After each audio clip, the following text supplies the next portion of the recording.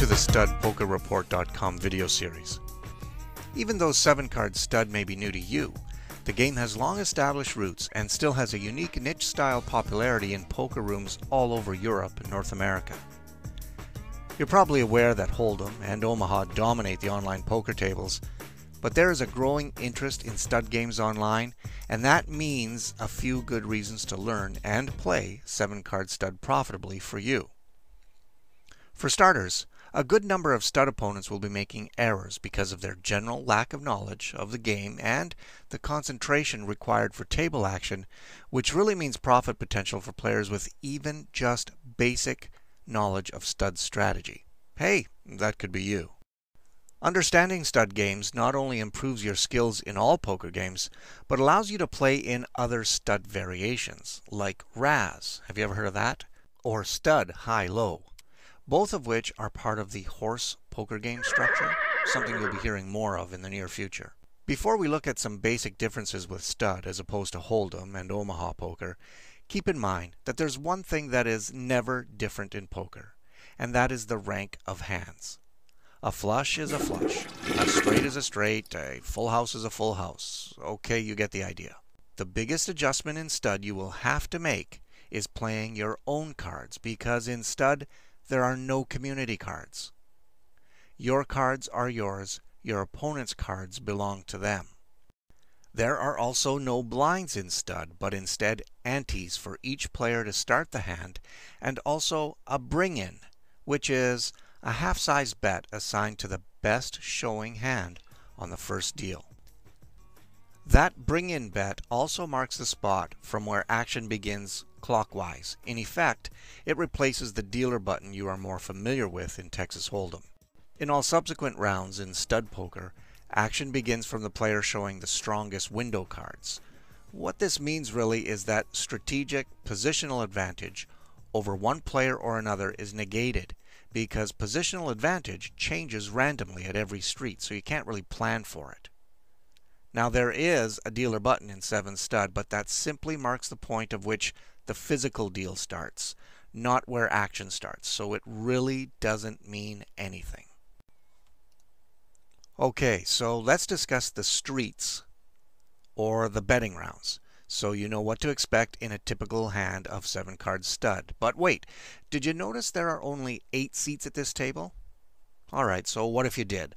But why, Einstein? Why only 8? Well, functionally speaking, it's basic math. There are only 52 cards in the deck, right? And since this game is called 7-card stud, then 8 players times 7 cards equals 56 cards? Whoops! Hey! Yeah, there is still a remote possibility that the dealer is going to run out of cards because, well, he just happened to be dealing at a table full of monkeys who just can't fold. We all know about those guys. Smile. We will deal with that rare occurrence later, but suffice to say, a lot more cards get used in 7-card stud, starting with the first deal commonly known as 3rd Street. Okay, this is the last time I'm going to mention the dealer button, which is here, because as I said before, it doesn't mean anything except marking the point of the physical starting deal clockwise. Before 3rd Street is dealt, however, all players who want to play must put up the ante. Usually the ante is about 1/10 the size of the bet of the game, and it basically starts funding the pot.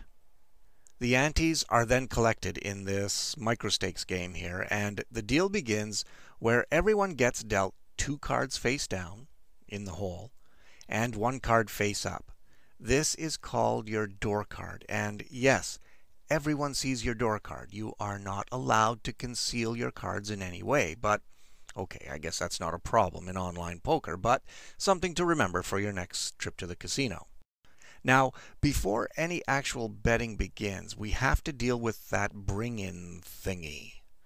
The bring-in is a forced bet to one player at the table, and that privilege belongs to the player with the weakest door card. What? Is this a penalty for having the worst bloody luck? The bring-in does feel like that, but it also opens up action from weaker hands and encourages 3rd Street betting and stealing to start building an interesting pot. Nice.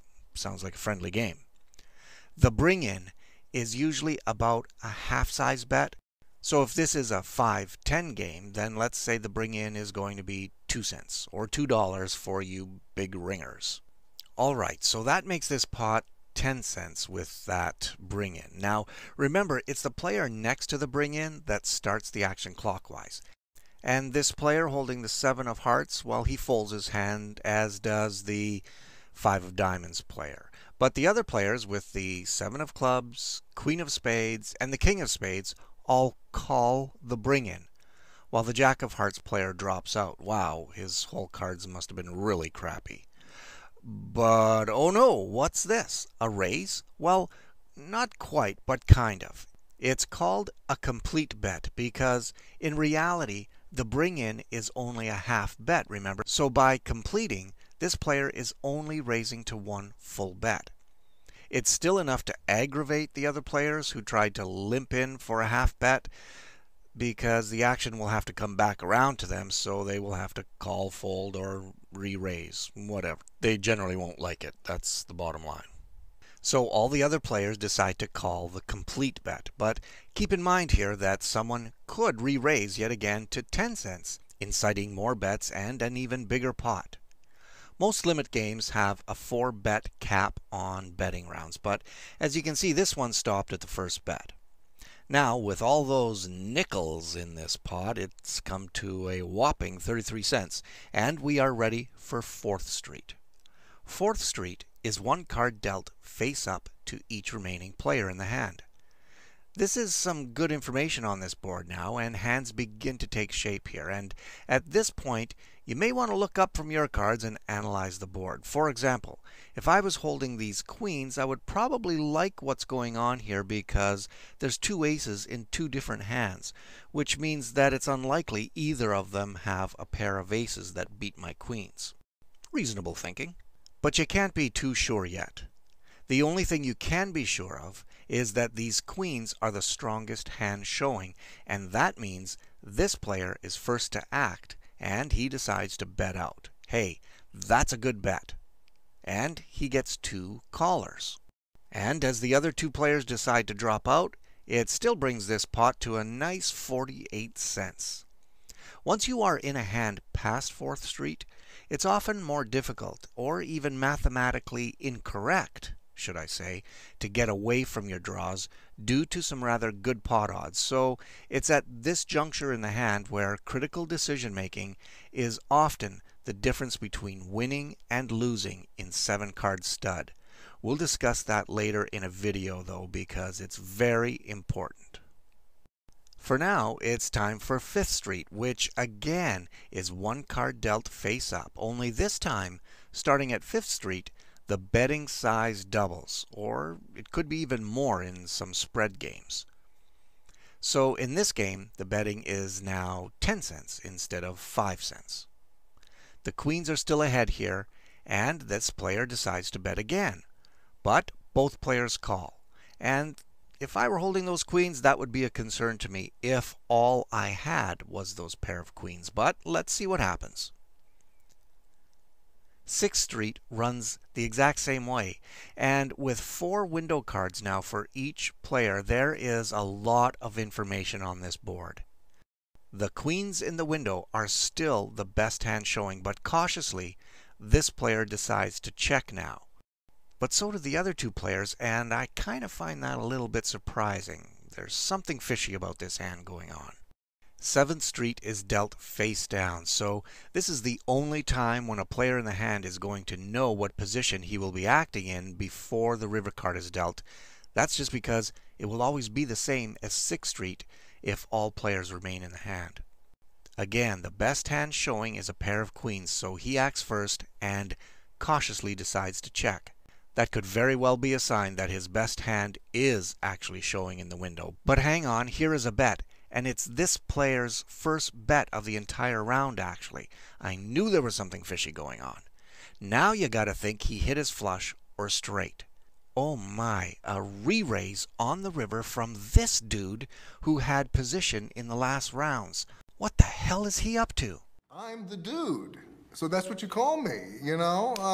That or his dudeness or duder or, you know, El Duderino if you're not into the whole brevity thing. Well, it's hard to tell yet. So let's take a peek at the guy's hand who has a pocket queens and let's see what he's going to do. And just as we thought, the queens is all he had here with a busted straight draw. And given the action here behind him, to me this is an easy fold. That re-raise, however, gets flat called from the other player, making the pot a $1.18, and both players then flip their hands over. Oh my, I think we were shamboozled. Look at this guy's hand. He's got a full house. Remember what we thought about that 9? Well, he actually had a strong starting hand. I think he played his hand pretty good, and he got an extra big bet out of the only player left who really could have called him. Well, that's 7-card stud in one hand, so maybe it's time to go reload, dude. Hang on. Just kidding. You need to know a little bit more before you jump right into 7-card stud. So put your Visa card back in your pocket, because just like in all poker games, you need to manage your bankroll first and foremost. Declined. Can you try again? Really declined. However, if you keep watching these videos, we're going to help you in that department too. In the next video, we're going to discuss a basic starting hand strategy for 7-card stud that can get you playing right away, but keep you from getting into trouble. You know what I'm talking about. It's that losing money kind of trouble. And that's what these videos are here to help you with. Thanks for watching. This full video series is available at studpokerreport.com. And hey, what the heck? It's free. So if you want to learn the first game of poker, all you need to do is sign up. Thanks again for watching. This is Marty Smith signing off for studpokerreport.com. Ciao.